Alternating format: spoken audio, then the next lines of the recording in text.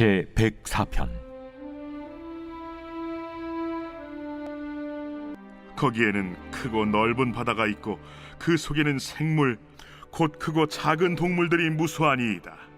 그곳에는 배들이 다니며 주께서 지으신 리워야단이 그 속에서 노나이다. 이것들은 다 주께서 때를 따라 먹을 것을 주시기를 바라나이다. 주께서 주신즉 그들이 받으며 주께서 손을 펴신즉 그들이 좋은 것으로 만족하다가 주께서 낯을 숨기신즉 그들이 떨고 주께서 그들의 호흡을 거두신즉 그들은 죽어 먼지로 돌아가나이다. 주의 영을 보내어 그들을 창조하사 지면을 새롭게 하시나이다. 여호와의 영광이 영원히 계속할지며 여호와는 자신께서 행하신 일들로 말미암아 즐거워하시리로다. 그가 땅을 보신즉 땅이 진동하며 산들을 만지신즉 연기가 나는도다. 내가 평생토록 여호와께 노래하며 내가 살아있는 동안 내 하나님을 찬양하리로다. 나의 기도를 기쁘게 여기시기를 바라나니 나는 여호와로 말미암아 즐거워하리로다. 죄인들을 땅에서 소멸하시며 악인들을 다시 잊지 못하게 하시리로다. 내 영혼아 여호와를 송축하라. 시편 104편 25절과 26절은 하나님의 통치 안에서 다스림을 받고 있는 바다 생물들을 표현하고 있습니다. 산과 광야의 민족인 이스라엘에게 바다는 매우 두렵고 미지의 영역이었습니다. 다윗 왕 때 블레셋이라고 부르는 대적은 바다에서 온 민족이기도 하고, 다니엘과 요한계시록은 하나님을 대적하는 짐승들이 바다에서 왔다고 표현하기도 합니다. 그런데 시편 104편의 바다는 하나님의 다스림 안에 있습니다. 크고 넓은 미지의 영역은 두렵기도 하지만 하나님의 위대하심을 볼 수 있는 장소이기도 합니다. 바다에는 크고 작은 동물들이 셀 수 없게 거하고 있습니다. 하나님이 허락하시기에 배들도 그 바다를 지나다닐 수 있습니다. 리워야단은 욥기에도 등장하는 바다의 괴물입니다. 예전에 쓰였던 개역 한글 성경에는 그것을 악어로 번역해 놓았지만 욥이 표현한 동물의 모습은 우리가 아는 악어와 매우 다르고 거대해 보이기에 원문대로 리워야단으로 다시 번역해 놓은 것입니다. 어떤 분들은 이 리워야단을 공룡 내지는 지금은 멸종된 고대의 동물, 고래 혹은 상상의 동물 등으로 표현하기도 하는데, 인간으로서 도저히 상상하거나 넘지 못하는 바다의 힘과 또 이를 창조하신 하나님의 놀라우심 정도로 보면 될 것 같습니다. 그러나 이러한 거대한 것도 하나님의 손에 있기에, 하나님의 지으신 것이기에 우리는 안심할 수 있는 것입니다. 27절에서 이것들은 바다 생물들뿐 아니라 앞에서 다루었던 모든 피조물들, 생물들을 가리키는 것 같습니다. 하나님께서 이들의 주인이시니 때에 따라 하나님이 먹을 것을 주시기를 시인은 간구하고 있습니다. 모든 피조물의 생명은 주님께 달려 있습니다.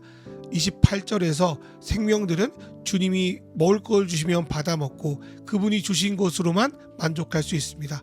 29절에서는 주님이 은혜의 얼굴을 보이지 않으면 생명들은 벌벌 떠는 존재이며 주님께서 호흡을 걷어가시면 더 이상 살 수 없어 먼지로 돌아갈 수밖에 없습니다.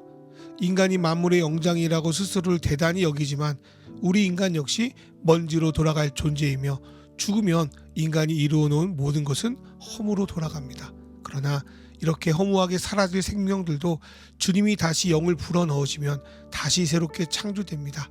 신약으로 연결하면 예수님은 이 땅에 아버지의 영이신 성령을 주시기 위해서 이 땅에 오셨습니다. 성령은 창조가 깨어져 허무로 치닫고 있는 이 땅의 모든 생명을 창조의 숨을 넣어 새롭게 하시는 분입니다.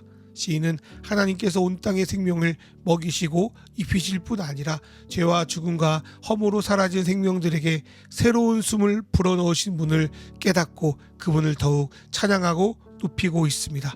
그래서 31절부터 35절은 하나님을 높여 찬양하는 것으로 이 시를 마무리 짓고 있는 것입니다.